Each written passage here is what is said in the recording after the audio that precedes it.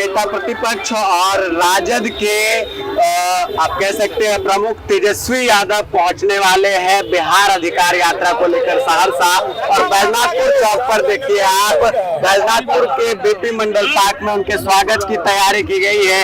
राजद के युवा अध्यक्ष भरत यादव जी हमारे साथ जुड़ रहे हैं। जिस तरह से तेजस्वी जी बिहार अधिकार यात्रा निकाल रहे हैं और आपके जिले में आज प्रवेश कर रहे हैं, क्या कहेंगे, कितना उत्साह आप लोगों में है? हम लोग के नेता आदरणीय तेजस्वी यादव जी का उत्साह लेके देख रहे हैं पूरे सड़क पे। नौजवान, युवा साथी, बुजुर्ग, महिला सब जो है सो पागल बने हुए हैं कि हम लोग के नेता बिहार के होने वाले मुख्यमंत्री हम लोग के सहरसा में पधार रहे हैं। लोग में बहुत उत्साह है क्योंकि आने वाले 2025 में ये मुख्यमंत्री बनेंगे और इनको बिहार की जनता मुख्यमंत्री की गद्दी पर बैठाएंगे। क्योंकि हमारे नेता युवाओं के रोजगार की बात करते हैं, किसानों की बात करते हैं, गरीबों की बात करते हैं। इसीलिए ये जो इनका जो विजन है बिहार में विकास हो, विकास के मुद्दे पे चुनाव लड़ेंगे और समाज के सभी वर्ग के लोग इस बार इनके साथ हैं। और निश्चित ही 2025 में नीतीश कुमार का सफाया होने वाला है और हम लोग के युवा आदरणीय तेजस्वी यादव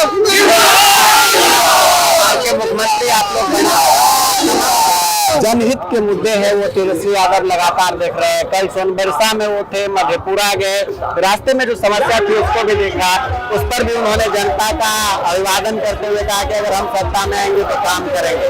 जो समस्या अभी है, इन समस्याओं पर आपको लगता है कि अगर आरजेडी सत्ता में आए तो लगाम लग जाएगी?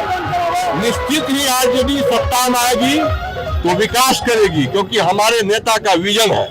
विजन ये है कि ये 17 महीने की जो उनकी सरकार थी महागठबंधन की, उन्होंने 5 लाख नौकरी देने का काम किया। और जो भी बिहार में बहाली हुई है, स्वास्थ्य का हो या और जो भी विभाग में हो, वो आदरणीय तेजस्वी यादव जी का ही देन है। नहीं तो आदरणीय तेजस्वी यादव जी नहीं रहते तो बिहार में 5 लाख नौकरी नहीं मिलती। उनका विजन है कि बिहार में कोई बेरोजगार नहीं रहे, बिहार से पलायन नहीं हो। आज देख लीजिए बिहार में गरीबी की क्या स्थिति है। बिहार से पलायन कर रहे हैं लोग, बिहार से बाहर जा रहे हैं करोड़ों करोड़ों की संख्या में। आज मोदी जी की सरकार है, एक भी बिहार में फैक्ट्री नहीं खुला है। अब डबल इंजन की चुनाव आया है तो औद्योगिक कॉरिडोर की बात चलती है। अच्छा ये बताइए, सहरसा से दावेदार के रूप में आप लोग किस तरह की तैयारी कर रहे हैं? कई दावेदार लाइन में लगे हैं, भरत जी भी एक दावेदार उसमें से हमको देखते हैं बैनर पोस्टर के जरिए। क्या लगता है अगर भरत जी को टिकट मिलता है तो कैसी स्थिति रहने वाली? निश्चित ही हम दावेदार हैं, लेकिन अगर आदरणीय नेता हमको मौका देंगे तो निश्चित ही हम सीट जीत करके उनकी झोली में देंगे। क्योंकि हमको सब जाति से प्रेम है, स्नेह है और जिनको भी देंगे हम आरजेडी के साथ हैं, क्योंकि हम लोग पार्टी के विजन के साथ काम करते हैं। क्या कहेंगे, तेजस्वी जी आ रहे हैं आज, कितना उत्साह है? बहुत उत्साह है सर, युवा में बहुत उत्साह है कि आएंगे यहाँ पे। हम लोग सुबह से लगे हुए हैं। भरत जी के नेतृत्व में आप लोग तैयारी किए हुए हैं? नेतृत्व में हम लोग हैं। इनको मिलेगा तो हम लोग बहुत खुश रहेंगे। लगता है नेतृत्व क्षमता है भरत जी में? एकदम भरत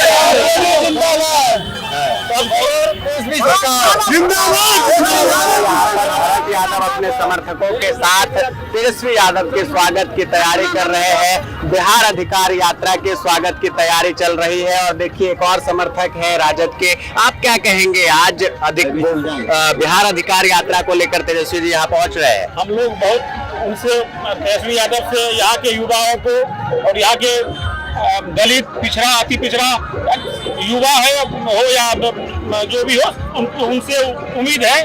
और हम लोग चाहेंगे सच्चा सिपाही जो शुरू से लेकर के अभी तक भरत यादव जी यहाँ से दावेदारी करते आए हैं, अभी भी कर रहे हैं, और उनको यदि टिकट मिलेगा तो हम लोग बहुत ही अच्छी। समर्थकों में भरत जी के जो समर्थक हैं उनमें उत्साह है। राजद के बिहार अधिकार यात्रा के स्वागत की तैयारी सहरसा में धूमधाम से हो रही है। इस वक्त बैजनाथपुर के निराला चौक पर हम लोग हैं और यहाँ देखिए बिहार सरकार के पूर्व मंत्री अशोक बाबू सहित तमाम जो राजद के बड़े नेता है, अरुण बाबू विधायक जी और तमाम बड़े नेता यहाँ पर मौजूद है। हम लोग बातचीत करते हैं अशोक सिंह जी से बिहार अधिकार यात्रा को लेकर। जिस तरह से आपके नेता प्रतिपक्ष यहाँ पहुँच रहे हैं, आज सहरसा में, सिमरी बख्तियारपुर में उनका प्रोग्राम है, कितने उत्साहित आप लोग हैं और ये अधिकार यात्रा क्या रंग ला रही है बिहार विधानसभा चुनाव में? ऐसा है कि संपूर्ण बिहार में जो असंतोष है, आक्रोश है, निराशा है, संवेदनशील शासन है।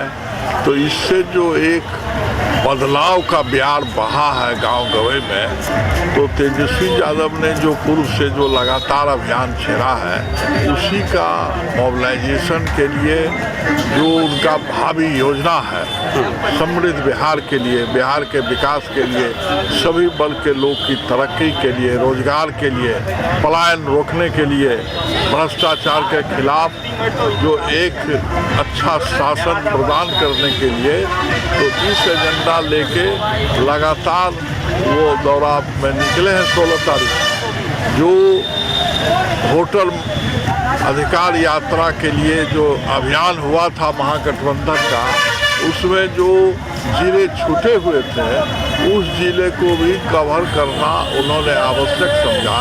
इसलिए उसी कड़ी में आज सहरसा आ रहे हैं और सहरसा जिला में कल से ही सोनबरसा विधानसभा एक विधानसभा के मुख्य पॉइंट को संबोधित करेंगे, जनसंवाद करेंगे। रास्ते में जो रूट पड़ता है, उत्साह इतना है कि सभी गांव घर के लोग अपने अपने चौक चौराहा सड़कों पर निकल गए हैं और उनके स्वागत सम्मान और उनको मजबूत करने में अपनी सहभागिता को प्रदर्शित कर रहे हैं। कल मैंने देखा आप लोग भी साथ थे सोनबरसा से, और रास्ते में एक जगह जल जमाव की समस्या थी, ग्रामीण अवगत कराने लगे। तेजस्वी जी ने इशारा किया है कि सरकार में आने दीजिए। क्या सरकार आ रही है राजद की इस बार? सरकार निश्चित आ रही है, बौखलाहट है एनडीए में, और इसलिए अनाप शराब चलित हलाल व्यक्तिगत आक्षेप सब तरह का कर रही है।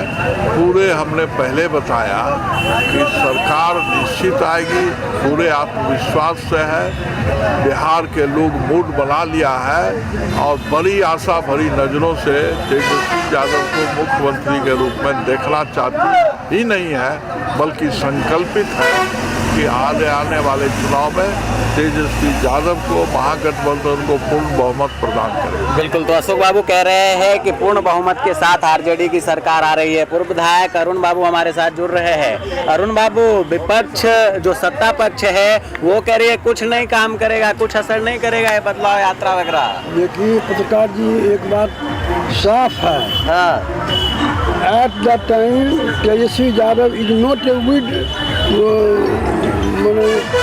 होनहार मुख्यमंत्री नहीं है।